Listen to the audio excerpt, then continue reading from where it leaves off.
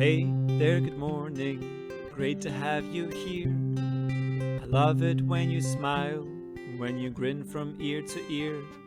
You know that you look good today, dressed up from head to floor. So now that we're all set, count with me to 4. 1, 2, 3, 4. Hey ho, let's all jump and shout, jumping into story time together. Hey ho, we'll all jump and shout. Will you help to get this party started? Let's go. Let's go. I love listening to the story time before I sleep. Hi Storytime kids, it's Kathleen again, and I'm here to read you part 2 of the Oak Inside an Acorn. If you haven't watched the first video, go watch that first, because this is going to be this is part 2, obviously. So in part 1, the little oak tree grew, and now the farmer had taken him away, and we don't know yet where he's gonna put little oak tree, but we are about to find out. Okay. The farmer didn't take little oak too far away. He carried him out of the grove into his big white house. The farmer chose a spot in the backyard, overlooking the orange grove. "Let's see how you do here," he said. Then he dug a deep hole and set the little oak tree inside it. He placed dirt around the little oak and pressed it tightly around the tree's roots. Little Oak liked his new home. For the first time, he stood taller than almost everything around him. Little Oak was stretching his roots into the dirt when he heard, "Hi, I'm Pink Petunia. Who are you?" Little Oak looked at the bright flower near the house. He started to answer, but Pink Petunia didn't give him time. "Rosie is next to the house." "Hi there," chipped Rosie. "Daisy is here too." "That's me," said a white and yellow flower. "Hello, little tree." Pink Petunia continued, We are soft and smell sweet. What about you?" Little Oak didn't know how to answer. He knew he had no oranges. "Do you grow flowers?" Pink Petunia asked. Little Oak never remembered seeing flowers like roses or petunias on his mother. But still, maybe oaks did grow flowers. "Maybe I could. Maybe that is what I made up to do," he answered. So he tried as hard as he could. Little Oak tried to grow flowers like his friends could grow. And as the sun grew hotter, they unfolded into a rainbow of pinks, red, and yellows. Little Oak, however, just grew taller. As the days grew longer, his roots grew deeper. Every day he tried to grow colorful flowers, but he never could. Pink Petunia could, so could Rosie, so could Daisy, but not Little Oak. Finally, Little Oak decided to rest. His branches were tired and drooping. His leaves were dropping. Even the flowers were sleeping. "We're going to rest now, Little Oak," the flowers told him, and they did. The sky grayed and days shortened, and the whole garden slept. While Little Oak slept, he dreamed. He dreamed of his days as a little acorn on his mother's branch. Deep in his sleep, he heard a soft voice. "Within you is a great oak. Just be the tree God made you to be." When the sun warmed his branches, Little Oak awoke. Only he wasn't so little anymore. He could see farther. He had grown taller and wider. The winds didn't bend him as much. The branches were as big as his trunk used to be. Little Oak was becoming big oak.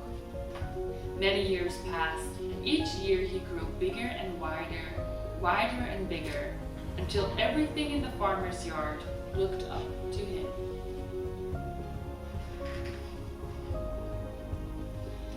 Now, Orange Tree and the flowers called him Big Oak. He spread his big branches and looked around. Orange Tree was taller too, but not as tall as Big Oak. Big Oak was taller than all of his friends. They were wide, but not as wide as Big Oak. He was the tallest. He was the widest. But he still wondered what he was supposed to do. He couldn't grow oranges or flowers. He just grew bigger, and he didn't know why. Big Oak was just awakening from a long winter's nap when a young farmer brought 2 ropes and tied them into his strong branches. Close by, a little girl watched. Rosy Rose was puzzled. "What is it for, Big Oak?" "I don't know," Big Oak answered, but he soon find out. "Can I do it, Daddy? Can I swing?" "Go ahead," urged the man, and the little girl with bright blue eyes and hair the color of Daisy's flowers sat in the swing. Big Oak felt a tug, but barely. He was strong and little girl was small. With her daddy's help, she swung forward, but not too far, but farther the next day and farther the next. By the time the sun was hot and the flowers were plenty, she could swing alone, kicking her feet higher and higher until she could see the roof of her house. Then back she would swing back until she seemed to look straight at the ground. Big Oak loved the sound of little girl's laughter, her footsteps running towards him, her squeals of delight as she swung higher and higher into the sky. Yes, Big Oak loved little girl.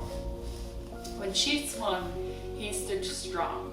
When her daddy built her a tree house in Big Oak's branches, Big Oak gladly held it. When little girl stretched out on the grass to watch the clouds float, Big Oak shaded her. She played in his branches, climbed his trunk, rested in his shadow, and together they grew. Each year, both taller, each year, both stronger. When gray skies brought cold days, Big Oak slept, and the swing hung silent, and the playhouse stayed empty. When blue skies brought warm days, they laughed and played.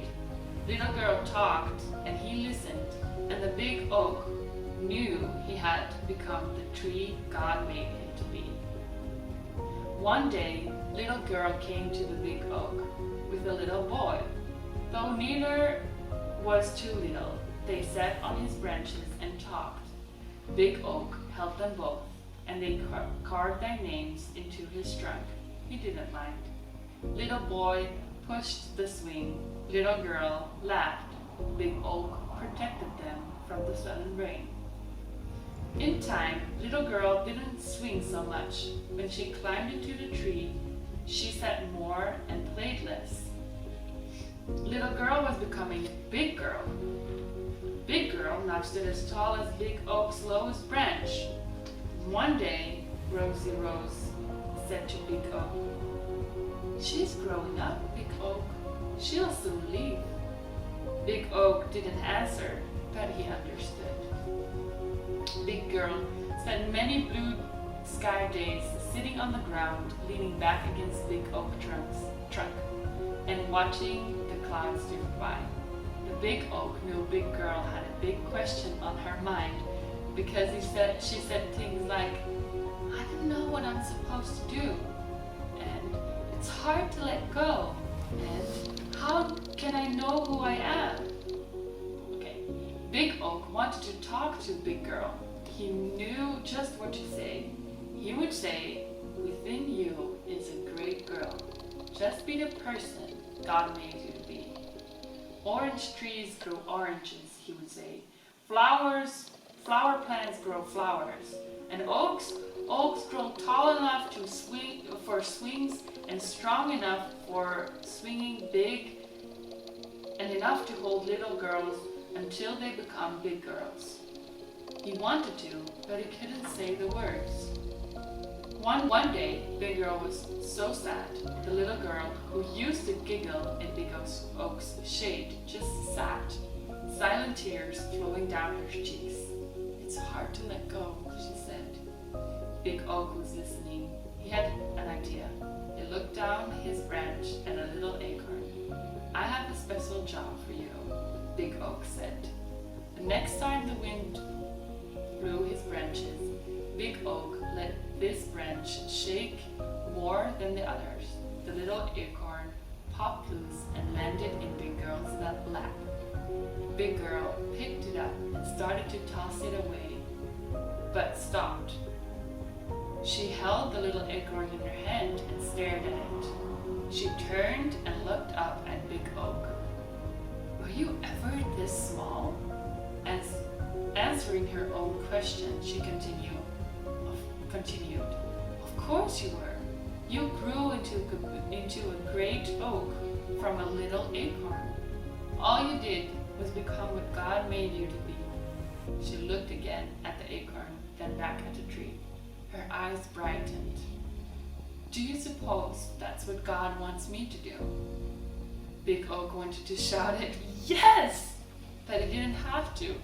Big Girl stood up and announced, "Of course he does. Now it's time for me to let go and become the person God made me to be." Big Girl smiled, placed the acorn in her pocket, and began walking away. But after a few steps, she stopped and turned. She looked at the swing, the tree house. She looked at the big oak. She walked over to him and placed a hand on his trunk. Without a word, she said goodbye. Without a word, Big Oak said the same. That is the end of our story. Did you like this story? I want to know in the comments. Leave like a little like if you did, and let me know what you thought of this story. Hope to see you next time. Bye. Goodbye. Goodbye. When something's starting out, we'll Bye. often say hello. When we're Goodbye. in the middle of something, we might say that's fine. But when something's almost over and it's winding down, We'll look at each other and we might say goodbye.